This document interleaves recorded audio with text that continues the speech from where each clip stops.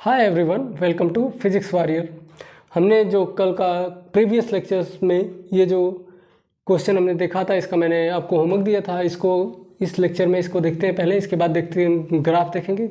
Graph देखने के बाद नेक्स्ट लेक्चर में देखेंगे कि इक्वेशन ऑफ मोशंस को उससे कैसे डिराइव करेंगे। हमारे पास है bus increases its speed from 30 kilometre per hour to 50 kilometre per hour in 10 second.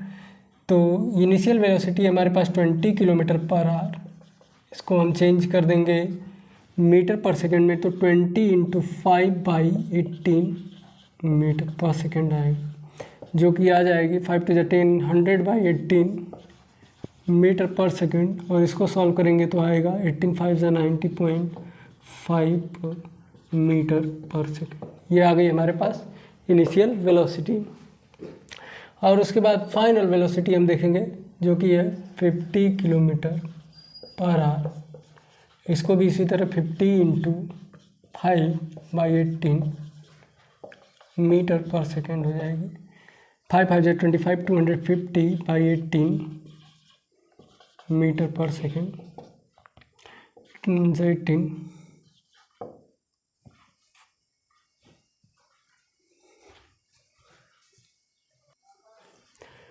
कोई नहीं, वो थोड़ा सा लाइट चली गई थी। 13.8 मीटर पर सेकेंड आएगी ये वैल्यू। हमारे पास टी दिया है 10 सेकेंड, तो हम फार्मूला लगा देंगे v = पहला equation of motion, v = u + at। v हमें पता चल गया है 13.8 मीटर पर सेकेंड है, u हमारे पास है 5.5 मीटर पर सेकेंड, प्लस a हमारे पास हमें फाइंड करना है, और टाइम हमें दिया है 10 सेकेंड। ये इस साइड आएगा तो इसका सब्ट्रैक्शन हो जाएगा, उधर से एडिशन था तो इधर से सब्ट्रैक्शन हो जाएगा, तो 5.5 मीटर पर सेकंड = 10a। a × 10 लिख दीजिए आप, a × 10 सेकेंड।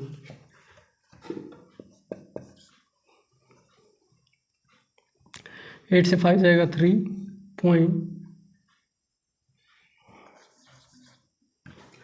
ये 13 से 5 जाएगा 8 आएगा 8.3, और ये इधर a है, a × 10 है तो 10 इस साइड आएगा, तो 10 सेकेंड, और ये मीटर पर सेकेंड था।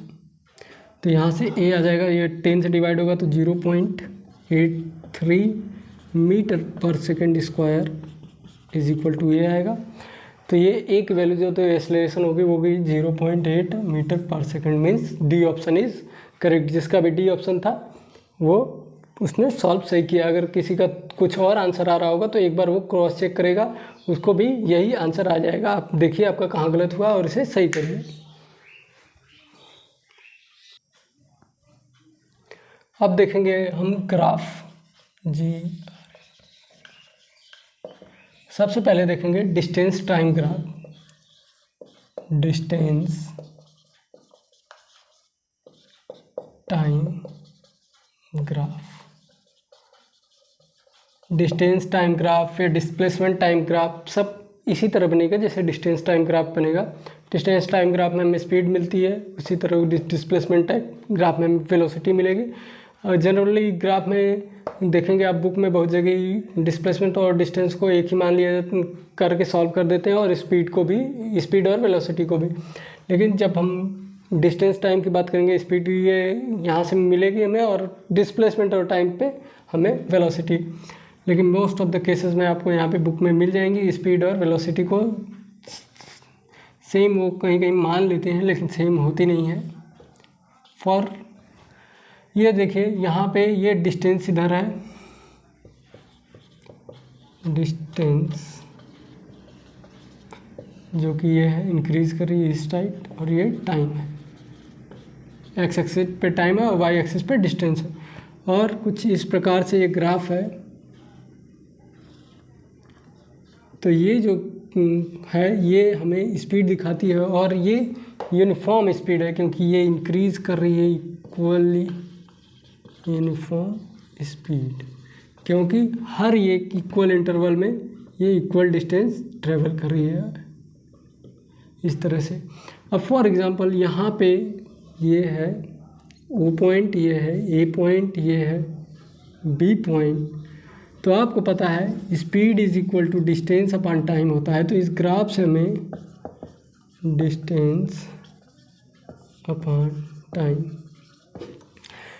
ये सी पॉइंट मान लीजिए। तो आपको डिस्टेंस अपॉन टाइम इस ग्राफ से निकालना होगा। स्पीड तो आप निकाल देंगे आराम से। डिस्टेंस देख रहे हैं, ये जो वाई एक्सिस हमें डिस्टेंस दिखा रही है, तो डिस्टेंस ये कितना चला यहाँ इस पॉइंट की अगर हम बात करेंगे तो इस पॉइंट पे ये ओ ए डिस्टेंस चला, ओ ए डिस्टेंस चला, जो कि बी सी के इक्वल है। या ओ ए लिखें चाहे बी सी लिखें सेम है, क्योंकि यहाँ पे ये इतना ही डिस्टेंस ये चल रहा है, बी सी चल रहा है, B C is equal to A, क्योंकि आप फिगर से देखेंगे दोनों सेम है। और जो टाइम लग रही है इसको वो ओ बी लग रही है। टाइम कितनी लग रही है? O B. तो डिस्टेंस हो जाएगा B C upon O B. जो भी रहेगी वैल्यू आप यहाँ पे पुट करेंगे तो आपको आंसर मिल जाएगा। और अगर कोई ग्राफ डिस्टेंस टाइम का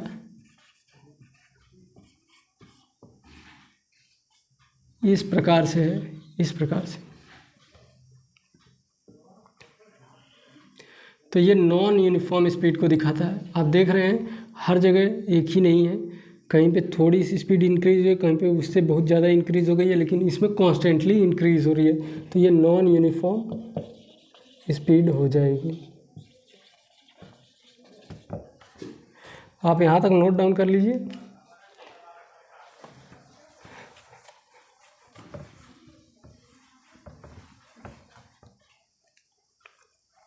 देखिए एक ग्राफ, ये देखिए टाइम,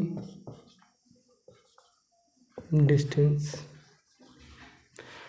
और बाय द वे कुछ इस प्रकार से है स्पीड। ये तो स्पीड ही दर्शाएगा जो बीच में है इसके। तो आप कहेंगे ये, मैं आपसे अगर पूछता हूँ कि ये ग्राफ सही है या गलत, तो ये ग्राफ गलत है, क्योंकि आप फिर पूछेंगे भैया ये कैसे ग्राफ गलत है, आप बताइए।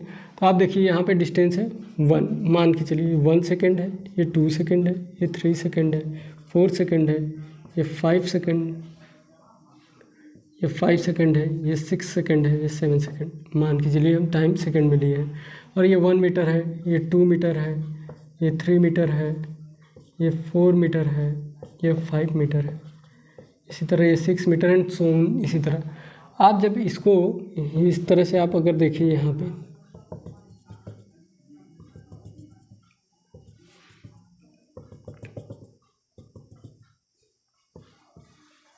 आप देखिए एक टाइम पे मतलब 6 सेकेंड पे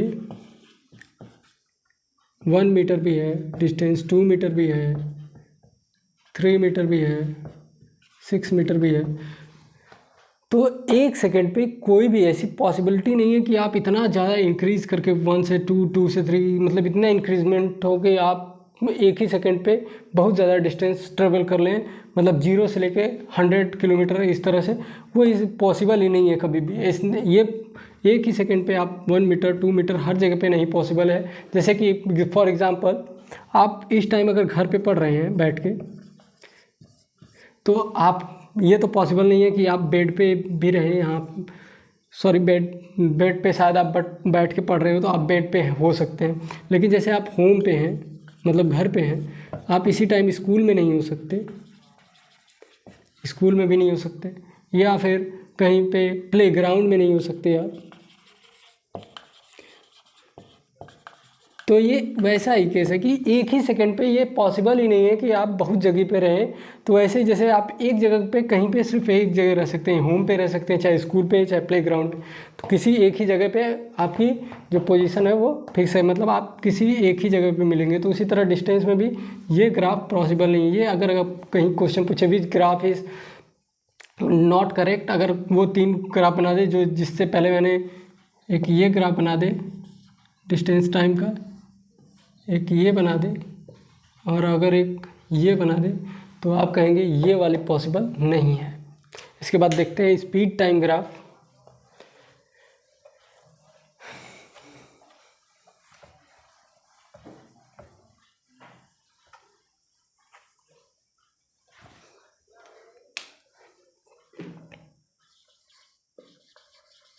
स्पीड टाइम ग्राफ। हम मान के चलते हैं पहले केस में जब कांस्टेंट स्पीड होगी, कांस्टेंट स्पीड, जब उसकी कांस्टेंट स्पीड होगी तब ग्राफ कुछ इस प्रकार से बनेगा।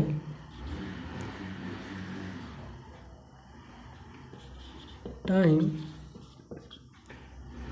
और ये स्पीड, ये कांस्टेंट स्पीड का कुछ इस प्रकार से ग्राफ बनेगा। जब इस प्रकार से ग्राफ बनेगा, जैसे ये वेलोसिटी के केस में भी रहेगा, वेलोसिटी अगर यहाँ पे और टाइम भी है, अगर उसकी कांस्टेंट वेलोसिटी है तो इस प्रकार से बनेगी। तो इस केस में जो यहाँ पे हमें दिखाता है ये एक्सेलरेशन दिखाता है। एक्सेलरेशन यहाँ पे क्या होगा, 0 होगा, क्योंकि जो इसकी वेलोसिटी तो चेंज नहीं हो रही, स्पीड चेंज नहीं हो रही, मीन्स वेलोसिटी चेंज नहीं हो रही, डायरेक्शन सेम है, तो वेलोसिटी चेंज नहीं हो रही है, तो यहाँ पे जो एक्सेलरेशन होगा वो 0 होगा। और यहाँ पे देख रहे हैं आप 1 सेकेंड पे ये 2 मीटर पर सेकेंड से मूव कर रही है, तो आप 1 सेकेंड पे भी देखेंगे तो वही वैल्यू आएगी, 3 सेकेंड पे भी देखेंगे तो वही वैल्यू आएगी, 5 सेकेंड पे भी देखेंगे तो वही, मतलब वो कॉन्स्टेंटली 2 मीटर पर सेकेंड की स्पीड से मूव कर रही है। ये जो होती है ये आपको एक्सेलरेशन दिखाता है। लेकिन आपको पता है speed is equal to distance upon time होता है, तो डिस्टेंस इज इक्वल टू हो जाता है स्पीड इंटू टाइम। तो स्पीड इंटू टाइम आप यहाँ से इसको मान लीजिए ओ, इसको मान लीजिए ए, इसको मान लीजिए बी, इसको मान लीजिए सी। अब देखिए स्पीड इसकी क्या है, बी सी है, अगर हम इस पॉइंट की बात कर रहे हैं। अगर आप बाय द वे इस पॉइंट की बात करेंगे तो यहाँ पे मान लीजिए हम ई पॉइंट कर लेते हैं और यहाँ पे पॉइंट कर लेते हैं एफ। पहले इस पॉइंट की बात करते हैं तो बी सी आएगी, इंटू टाइम है, स्पीड इंटू टाइम। टाइम हमारे पास है ओ सी, तो इस यहाँ से आप B C is equal to O A भी लिख रहे हैं, तो यहाँ पे ओ ए इंटू ओ सी भी लिख सकते हैं आप। तो जो ये एरिया होगी, एरिया ऑफ रेक्टेंगल, ये एरिया ऑफ रेक्टेंगल के इक्वल होगी। ये जो एरिया है इसके नीचे वाली ये वाली एरिया, ये डिस्टेंस को दर्शाती है। एरिया ऑफ रेक्टेंगल के इक्वल होगी डिस्टेंस। और जब हमने इस पॉइंट की बात की तो देखिए यहाँ पे जो होगी तो तब हम लेंगे तो ये वाली एरिया आएगी सिर्फ यहाँ तक की डिस्टेंस की बात हो रही है, इस स्पीड तक की, इस सेकेंड तक की। तो अगर ई तक बात करेंगे तो D is equal to, speed तो सेम है तो स्पीड रहेगी ओ ए इंटू, इस टाइम तो अलग है तो टाइम होगा ई ओ ई। यहाँ से भी वही है, एरिया ऑफ रेक्टेंगल, या रेक्टेंगल की जो विड्थ है वो छोटी हो गई है, लेंथ उतनी ही है, इसकी लेंथ और इसकी लेंथ सही है, लेकिन जब भी होगा ये एरिया को ही दर्शाता, जो एरिया रहेगी उसके अंदर वही होगी डिस्टेंस। अब नेक्स्ट वन है, ये तो कांस्टेंट स्पीड की केस थी।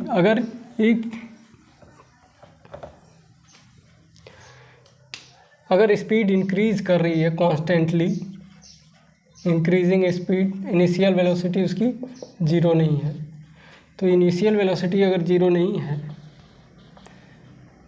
इट मीन्स जो हमें ग्राफ मिलेगा स्पीड टाइम का, अब वेलोसिटी टाइम भी लिख सकते हैं, स्पीड टाइम भी लिख सकते हैं। यहाँ पे स्पीड और वेलोसिटी को मैंने कहा जैसे कि वो बुक में एक ही दिखाता है, तो आप स्पीड टाइम का ले लीजिए ग्राफ, तो आपको वेलोसिटी 0 नहीं है तो ये इस तरह से ग्राफ मिलेगा। यहाँ पे देख रहे हैं 0 होती है, यहाँ पे 1, तो कुछ वेलोसिटी कुछ होगी, यहाँ पे 1 भी हो सकती है, कुछ भी हो सकती है। तो जब वेलोसिटी 0 नहीं रहेगी तो इस तरह से बनेगा, और यहाँ पे जो एक्सेलरेशन आएगा वो यूनिफॉर्म एक्सेलरेशन आएगा। इसी तरह थर्ड केस होगा, u जब 0 होगा, u 0 होगा तो यहाँ पे जो वेलोसिटी टाइम ग्राफ बनेगा, वेलोसिटी टाइम ग्राफ, v से आप रिप्रेजेंट कर दीजिए velocity time graph, velocity time graph वो कुछ इस प्रकार से बनेगा। और इस केस में आप देखेंगे तो आप इतने एरिया को कवर कर रहे हैं, ये वाली एरिया भी है और ये वाली एरिया भी है, तो डिस्टेंस इज इक्वल टू हो जाएगा। यहाँ पे देखिए, यहाँ पे नीचे रेक्टेंगल बन रहा है तो एरिया ऑफ रेक्टेंगल प्लस ये एरिया ऑफ ट्राइंगल, ऊपर ट्राइंगल है, एरिया ऑफ ट्राइंगल। नेक्स्ट है इसी तरह यहाँ पे देखेंगे आप, इस केस में जब इनिशियल वेलोसिटी 0 है तो ये एरिया है, सिर्फ ये तब डिस्टेंस हो जाएगा एरिया ऑफ ट्राइंगल के इक्वल, क्योंकि यहाँ पे सिर्फ ट्राइंगल बन रहा है, ये ऊपर नहीं, ये नीचे वाली एरिया ही हमारी क्या दर्शाती है कि वह डिस्टेंस जो है एरिया ऑफ ट्राइंगल के इक्वल है।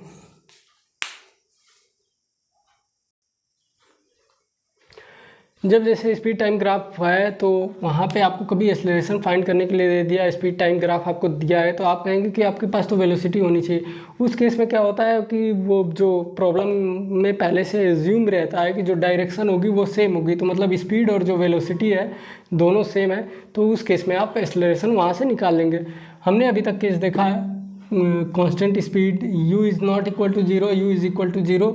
एक केस और है जब आपकी वेलोसिटी कुछ है और आप रिटार्ड कर रहे हैं, तो कुछ इस तरह से आपका ग्राफ बनेगा, स्पीड है, टाइम इस तरह से है और आपका ये रिटार्डेशन शो करता है, मीन्स नेगेटिव एक्सेलरेशन,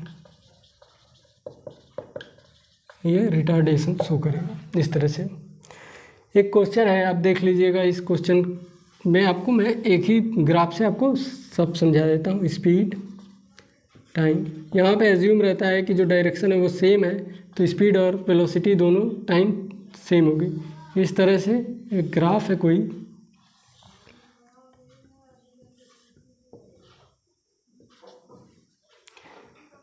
आप इसे इस तरह से पार्ट में डिवाइड कर देंगे।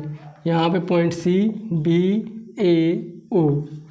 अब अगर आपसे कोई पूछे कि ये क्या दिखा रहा है, तो ये दिखा रहा है यूनिफॉर्म एक्सेलरेशन, यूनिफॉर्म एक्सेलरेशन। ये जो है ये कांस्टेंट स्पीड है, means acceleration is equal to 0, ये कांस्टेंट स्पीड को दर्शाता है। जैसे कोई अगर ग्राफ पूछ दिया और ग्राफ दे दिया और आपको पूछा कि व्हाट OA रिप्रेजेंट, OA क्या रिप्रेजेंट कर रहा है, तो वो यूनिफॉर्म एक्सेलरेशन को, ये भी क्या रिप्रेजेंट कर रहा है कि इसकी कांस्टेंट स्पीड है, एक्सेलरेशन 0 होगी। अगर पूछ दिया कि BC क्या रिप्रेजेंट कर रहा है, तो ये रिटार्डेशन को शो कर रहा है, ये यूनिफॉर्म रिटार्डेशन, ये यूनिफॉर्म रिटार्डेशन को शो कर रहा है। अगर आपसे डिस्टेंस पूछ देगा कि OA में इसने कितना डिस्टेंस ट्रेवल किया, तो ये हो जाएगा, ये इस एरिया की बात करेंगे, तो एरिया ऑफ ट्राइंगल ये होगी। अगर इसकी बात करेगा सिर्फ AEF, तो यहाँ पे एरिया AEFB की बात करेगा तो एरिया ऑफ रेक्टेंगल की हो जाएगी। ये डिस्टेंस की अगर बात करेगा तो ये मैं डिस्टेंस के लिए बता रहा हूँ, और इसकी बात करेगा तो ये एरिया ऑफ ट्राइंगल की बात है। और जब ये पूरी डिस्टेंस की बात करेगा तो हम तीनों को प्लस कर देंगे और जो वैल्यू आएगी वो आंसर हो जाएगा। तो आई होप आप लोग को यहाँ तक समझ में आया होगा। इसमें क्या होगा, यहाँ तक आपकी वैल्यू दी रहेगी, जब वैल्यू दी रहेगी तो आप क्वेश्चन को आसानी से सॉल्व कर लेंगे। एक क्वेश्चन इस नेक्स्ट लेक्चर में देख लेंगे इसके ऊपर, फिर उसके बाद हम डिराइव करेंगे equation of motion. Till then पढ़ते रहिए, मिलते हैं नेक्स्ट लेक्चर में।